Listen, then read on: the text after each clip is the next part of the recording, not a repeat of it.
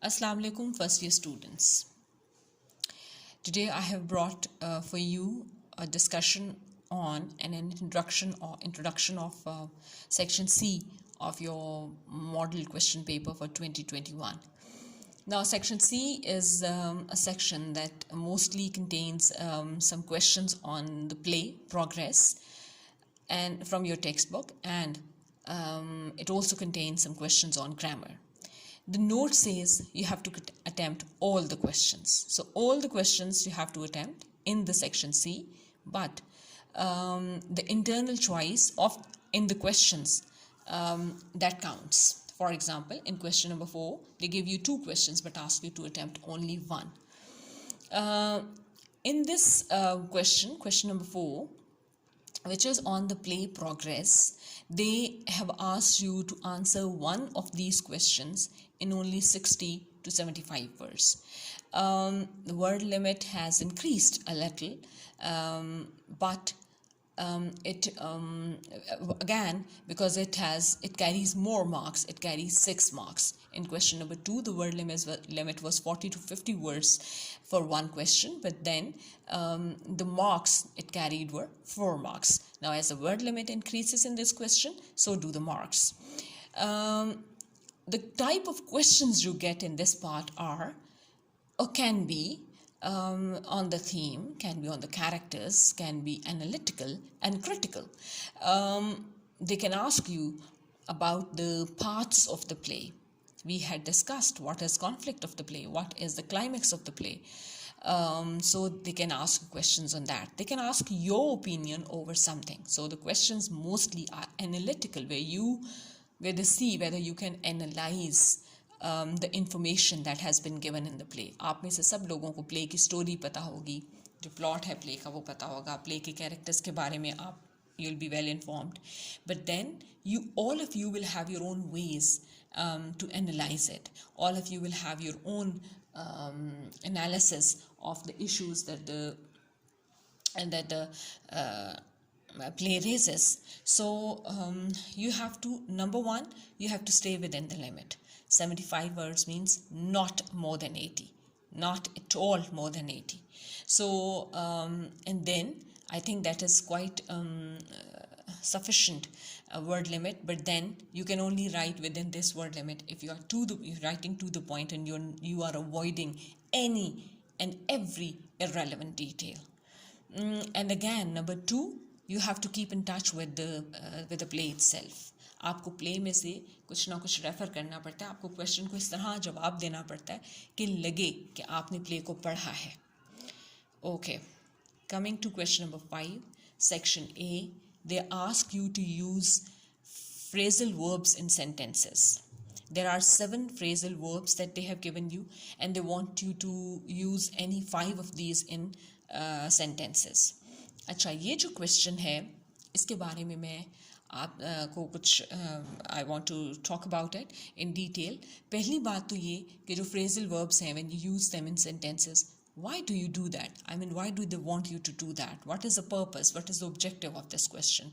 The objective of this question is they want to know if you know the meanings of these phrasal verbs, and do you know the usage also. So what are they trying to check? They are trying to check whether you know the meaning of these phrasal verbs and do you know how to use them in your speech or in your writing. अब होता ये है कि अब उन्होंने, अगर आप गौर से पढ़ें क्वेश्चन को, तो उन्होंने कहीं नहीं लिखा कि आप इन फ्रेजल वर्ब्स के मानी लिखिए पहले और फिर इनके सेंटेंसेस बनाइए, बल्कि इस क्वेश्चन की रिक्वायरमेंट ये होती है कि आपने क्वेश्चन ऐसा बनाना है जो आपने सेंटेंस ऐसा बनाना है जो मीनिंग को खुद ब खुद क्लियर कर दे. मैं हमेशा अपने स्टूडेंट्स को एग्जांपल देती हूँ कि जैसे एक फ्रेजल वर्ब है टेक आफ्टर.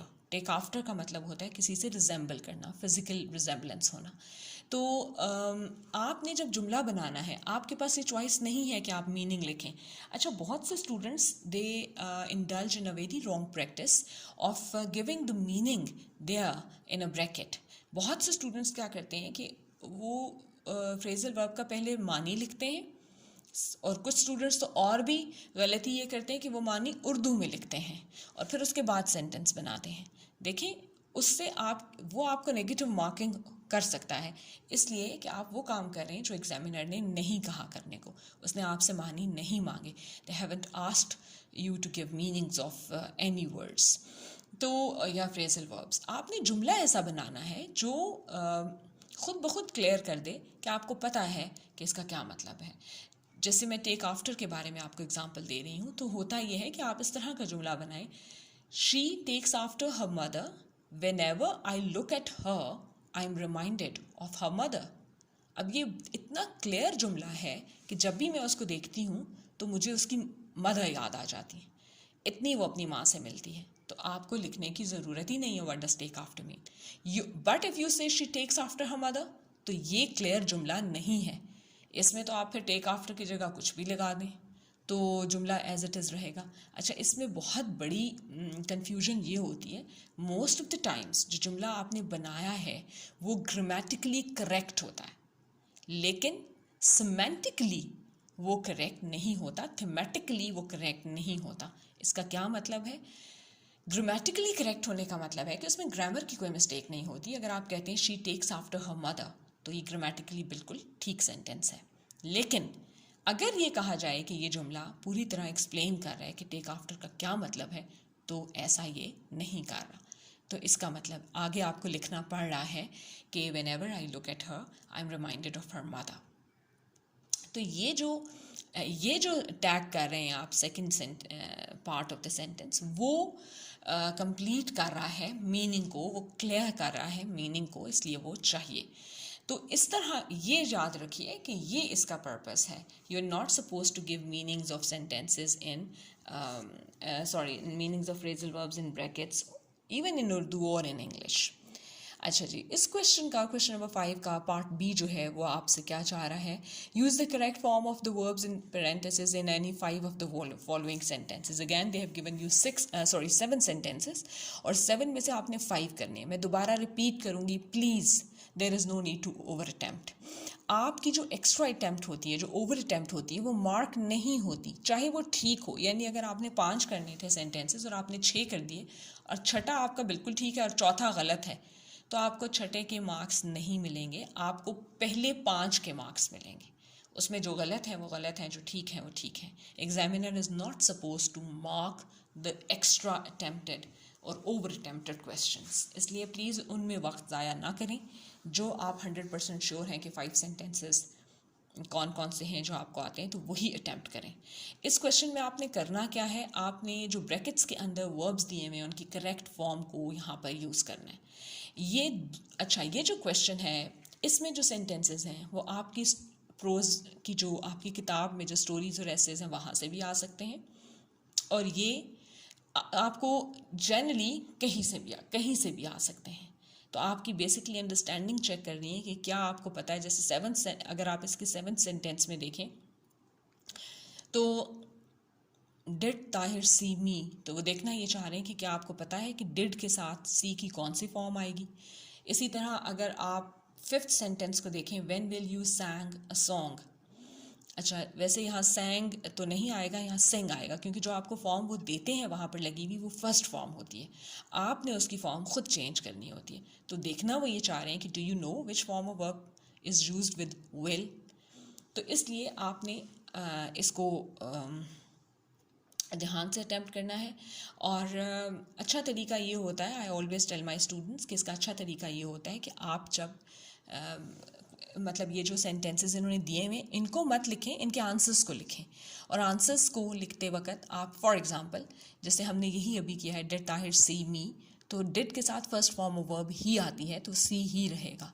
तो आपने क्या करना है, आप इस सेंटेंस को ब्रैकेट्स हटा दें और लिखें डिड ताहिर सी मी, और सी का जो वर्ड है SEE का, उसको आपके पास अगर कोई coloured, by coloured I mean बहुत से बच्चे 2 इंक्स चूज़ करते हैं नॉर्मली इन एन एग्ज़ाम, जैसे ब्लैक से क्वेश्चंस लिख लिए, ब्लू से आंसर कर लिए, या कभी कभी ब्लू ही यूज़ करते हैं, लेकिन ब्लू जो है वो मार्कर यूज़ करते हैं क्वेश्चन के लिए और पेन यूज़ करते हैं आंसर्स के लिए।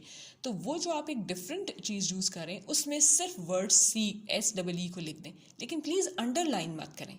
अंडरलाइनिंग जो है ना लैंग्वेज राइटिंग के अंदर और फॉर्मल राइटिंग के अंदर, उसके कुछ स्पेसिफिक मीनिंग्स होते हैं, तो उसको यूं ही अंडरलाइन नहीं कर देना चाहिए किसी वर्ड को। आप इसको सिर्फ एक अगर मार्कर से लिख देंगे while you are writing the whole sentence with pen, but you just write SEE with marker, तो उससे ये होगा कि वो हाईलाइट हो जाएगा। जो आपने ठीक करनी थी चीज़, करेक्ट फॉर्म ऑफ वर्ब लिखानी थी, वो हाईलाइट हो जाएंगी and it will become easy for the examiner to mark it. Coming to part C of question 5, इसमें आपके पास क्या है? पार्ट C के अंदर आपसे उन्होंने कहा है पंक्चुएट द फॉलोइंग लाइंस और पैराग्राफ्स। इसमें आपने ये जो लाइंस दिए गए हैं आपको, 2-3 सेंटेंसेस ही होंगे, इनको आपने पंक्चुएट करना है। पंक्चुएशन, अच्छा ये जो पार्ट है ये मोस्टली आपकी टेक्स्ट बुक में से आएगा, लेकिन ये टेक्स्ट बुक के अलावा भी कहीं से आ सकता है, लेकिन इसकी जो चांस है वो बहुत कम है या शायद ना होने के बराबर है, क्योंकि मोस्टली ये जो क्वेश्चन है ये आपकी टेक्स्ट बुक में से ही आता है। तो टेक्स्ट बुक में से जब आएगा तो याद रखें कि पंक्चुएशन में बहुत कुछ आता है। पंक्चुएशन में सिर्फ कॉमर्स या फुल स्टॉप्स या इन्वर्टेड कॉमर्स या सेमी कोलन्स या कोलन्स नहीं आते।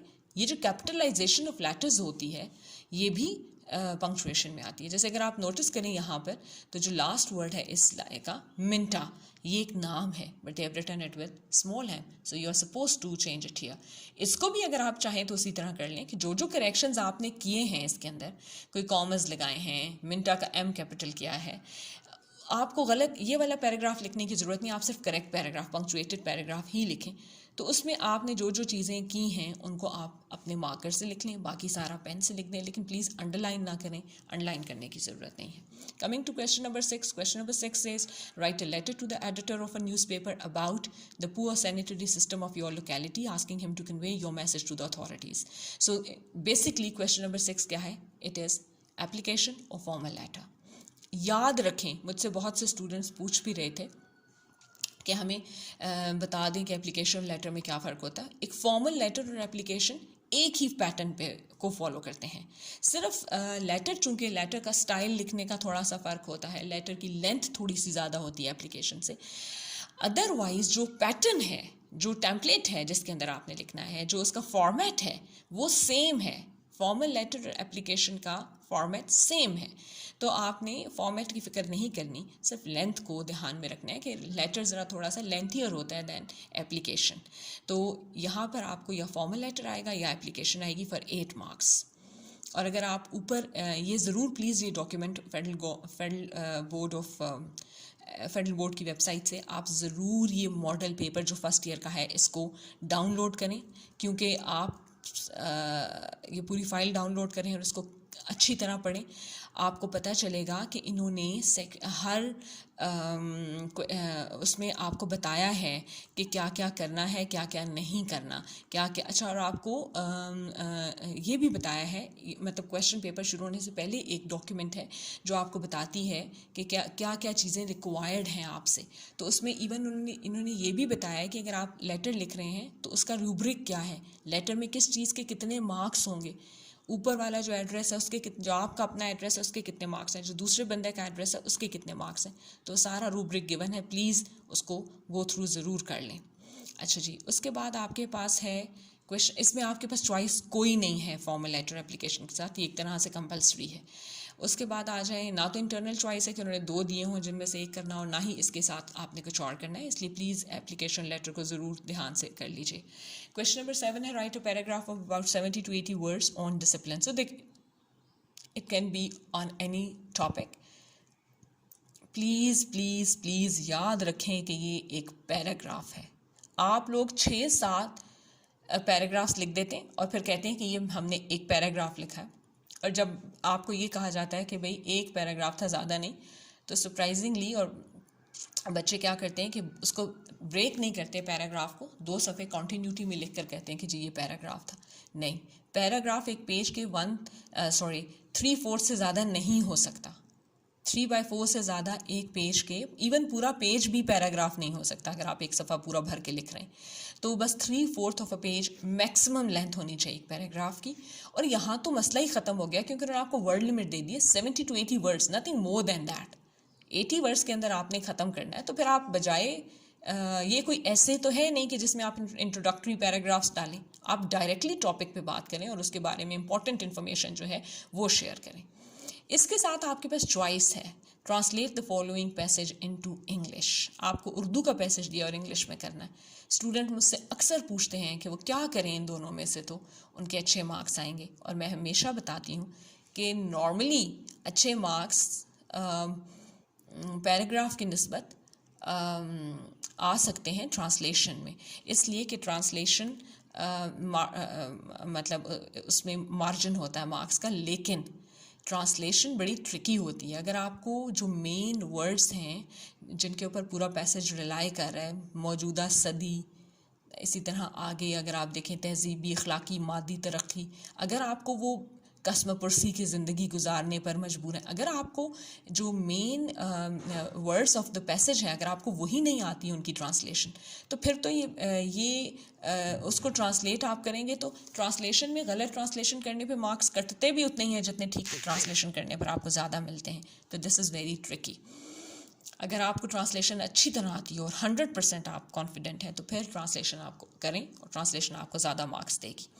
क्वेश्चन नंबर 8 है, आपने डायलॉग लिखना है। दो दोस्त हो सकते हैं, कोई भी खैर डायलॉग तो किसी भी चीज़ पे आ सकता है, और उसमें उन्होंने आगे बताया at least 8 sets of conversation. 8 sets of conversation का क्या मतलब होता है? सेट, डायलॉग के अंदर सेट क्या होता है? सेट होता है जब दो लोगों के दरमियान अगर डायलॉग है तो एक बात ए ने भी की, बी ने भी एक डायलॉग कहा, बी ने भी एक डायलॉग कहा। Now this is a set. अगर 3 लोग हैं उसमें, ए ने भी कुछ कहा, बी ने भी कुछ कहा, सी ने भी कुछ कहा, दिस इज 1 सेट।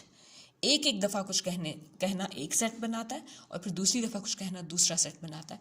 तो एटलीस्ट 8 सेट्स ऑफ कॉन्वर्सेशन आपने करने। लेकिन प्लीज़ ऐसा ना हो उन 8 सेट्स में से 4 जो है वो सलाम दुआ पर मबनी हो और अगले 4 खुदा हाफजी पर। आपने टॉपिक पर रहना है और उस टॉपिक को एक्सप्लोर करना है जिस पे आप बात करें। मार्क्स इस चीज़ के हैं। इसके साथ आपके पास चॉइस है, right your CV for any suitable post advertised in the newspaper. अगर तो ये इतना ही ओपन क्वेश्चन हो जैसा कि इन्होंने अभी दिया है, नॉर्मली ऐसा भी आपको आ सकता है कि CV आए और एक ख़ास पोस्ट के लिए आए, वो पोस्ट यहाँ लिखी हुई हो कि इस पोस्ट के लिए CV लिखें, तो वो थोड़ा सा ट्रिकी हो सकता है क्योंकि आपको फिर उसी के मुताबिक अपनी क्वालिफ़िकेशन और वर्क एक्सपीरियंस और स्पेशल स्किल्स जो हैं वो उसके मुताबिक सोच के लिखनी होंगी। लेकिन अगर इतना ओपन क्वेश्चन आता है कि CV लिख दें किसी भी पोस्ट के लिए, फिर तो मेरा ख्याल है आपका एक CV 100% प्रिपेयर्ड हो बिफोर एग्ज़ाम। और अगर ऐसा ओपन क्वेश्चन आता है तो आप सिंपली बगैर कुछ सोचे, डायलॉग में तो फिर भी आपको कुछ सोच समझ के लिखना होगा, तो उसमें तो आप CV आपने तैयार किया हुआ है एज इट इज़, उसको लिख दें वहाँ पर और फिर तो आपके लिए कोई मसला नहीं। ठीक है, तो इस तरह इसको देखिए। हम अगले आने वाले वीडियोस में कंटेंट पे देखेंगे। हम देखेंगे कि कौन सी चीज़ें हैं that still need some time and attention from us and will be discussing them in detail. Till then, thank you very much.